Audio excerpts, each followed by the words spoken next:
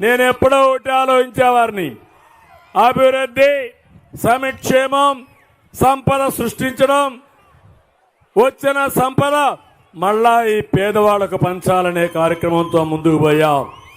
ఈరోజు నేను ఒకటి ఆలోచిస్తున్నాను, పేదవాళ్ళందరికీ అండగా ఉంటాం.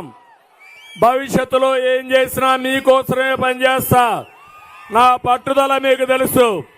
విజయం సాధించే వరకు, పేదరికం లేని రాష్ట్రాన్ని తయారు చేసే వరకు మీకు అండగా తెలుగుదేశం పార్టీ ఉంటుంది. ఇది 42వ ఆవిర్భావ దినోత్సవం సందర్భంగా మీ అందరికీ తెలియజేస్తున్నా.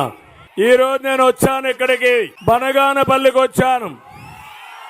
ఏం తమ్ముళ్ళు బాగున్నారా? 5 ఏళ్ల పాలనలో ఎవరైనా బాగున్నారా అని మిమ్మల్ని అడుగుతున్నా. నేను అడుగుతున్నా నిన్ని, ఈ వర్గం ఆ వర్గం ఏ వర్గం అని కాకుండా అందరూ నష్టపోయారా లేదా అని మిమ్మల్ని అడుగుతున్నా. అందరూ నష్టపోయింటే చెప్పండి, గట్టిగా చప్పట్లు కొట్టి నష్టపోయామని.